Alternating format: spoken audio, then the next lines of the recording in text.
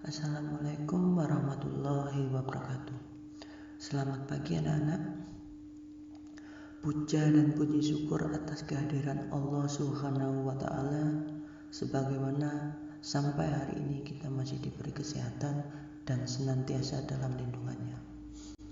Pada kesempatan kali ini kita akan belajar tentang tag prosedur.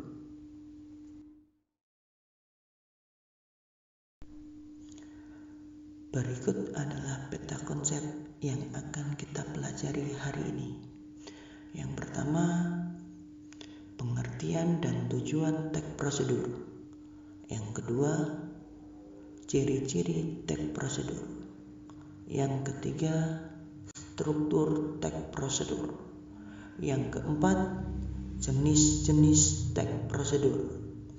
Yang kelima atau yang terakhir, ciri-ciri kebahasaan tag prosedur.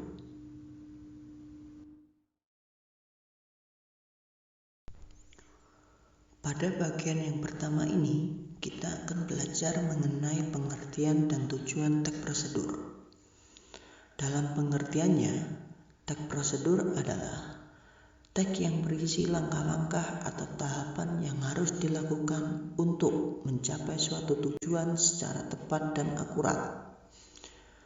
Secara garis besar, kita bisa simpulkan bahwasanya tag prosedur adalah teks yang di dalamnya terdapat tahapan melakukan sesuatu. Sedangkan tujuan dari tag prosedur sendiri ialah menjelaskan kegiatan yang harus dilakukan agar pembaca dapat secara tepat dan akurat mengikuti sebuah proses.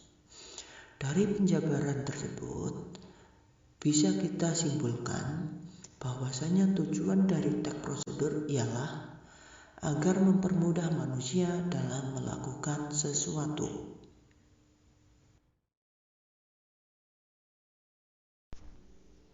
Pada bagian yang kedua, kita akan membahas ciri-ciri tag prosedur. Berikut ciri-cirinya. 1. Berisi langkah-langkah kegiatan yang dapat berupa poin-poin. Maksudnya, tag prosedur berbentuk tahapan-tahapan yang terpenting yang harus dilakukan. 2. Disusun secara sistematis dan dijelaskan secara detail. Maksudnya, penyusunan langkah-langkah dilakukan secara urut dari awal sampai akhir secara jelas. Yang ketiga, berisi informasi yang bersifat objektif.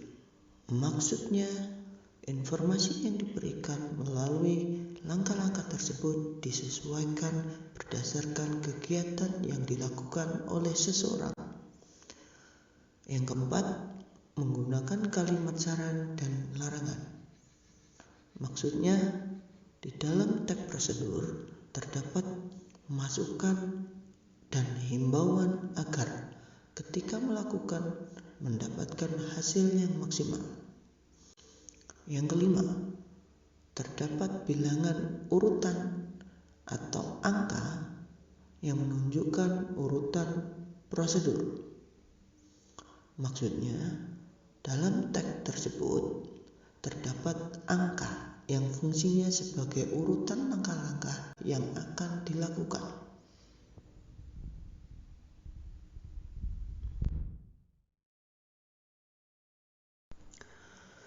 Pada bagian yang ketiga, kita akan membahas mengenai struktur tag prosedur. Struktur tag prosedur dibagi menjadi 3 bagian. Yang pertama, tujuan, di mana pada bagian ini berisi pengantar berupa kalimat interrogatif sebagai pembuka teks sebelum masuk ke topik pembahasan. Yang kedua, bahan dan alat. Pada bagian ini berisikan bahan dan alat yang diperlukan dalam melakukan kegiatan ataupun membuat sesuatu. Yang ketiga, langkah-langkah. Pada bagian ini berisikan langkah-langkah yang harus dilakukan untuk memperoleh hasil sesuai dengan tujuan tag prosedur. Tahapan ini harus dilakukan secara urut dan tidak boleh ada tahapan yang terlewat ataupun tertukar.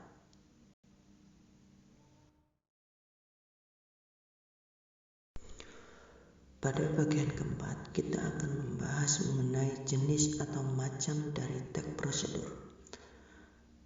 Tag prosedur memiliki 3 macam bentuk. Yang pertama, tag prosedur sederhana. Tag jenis ini penyajiannya sangat simpel dan sederhana. Jadi, tag ini sangatlah singkat dan hanya menyajikan bagian yang dianggap penting saja. Yang kedua, tag prosedur kompleks. Tag jenis ini terdiri atas banyak langkah dan jenjang untuk tiap tahapannya. Kadang terdapat sub langkah dalam satu langkah. Yang ketiga, tag prosedur protokol. Tag jenis ini merupakan tag prosedur yang langkah-langkahnya sangat sederhana dan mudah dipahami. Jenis tag prosedur ini bersifat lebih fleksibel.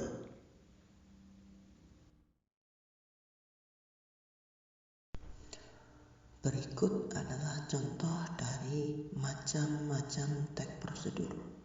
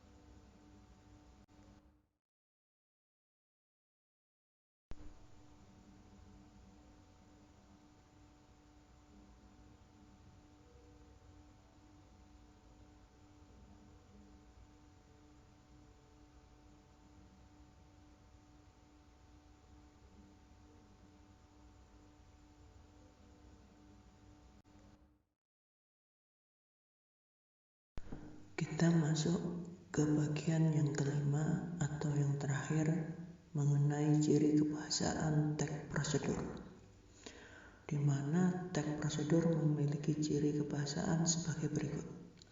Yang pertama adalah kalimat perintah. Dalam tag prosedur, kalimat perintah sangatlah penting karena berfungsi sebagai arahan atau petunjuk seseorang melakukan sesuatu. Yang kedua adalah kalimat saran dan kalimat larangan, di mana fungsi dua kalimat ini adalah sebagai pengontrol tahapan atau langkah-langkah yang akan dilakukan.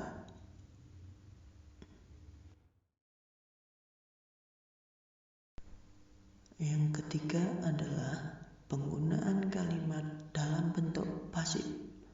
Maksudnya, kalimat yang subjeknya terkena suatu aktivitas atau pekerjaan yang diungkapkan dengan predikat terhadap objeknya. Yang keempat adalah penggunaan kriteria atau batasan, di mana dalam pembuatan kalimat perintah, kalimat saran, kalimat larangan selalu disertakan keterangan batasannya. Yang kelima adalah penggunaan kata keterangan cara, keterangan alat, dan keterangan tujuan. Maksudnya, dalam penulisan tag prosedur selalu menggunakan kata keterangan yang berfungsi sebagai penjelasnya. Berikut adalah contoh kalimat yang menggunakan kata keterangan.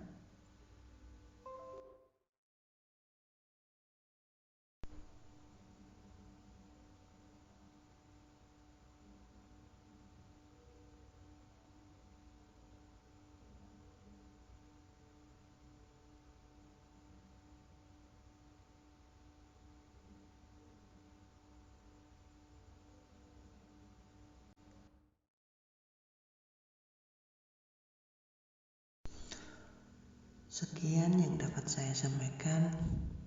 Semoga apa yang saya sampaikan ini bagi kalian semua. Kurang lebihnya saya minta maaf.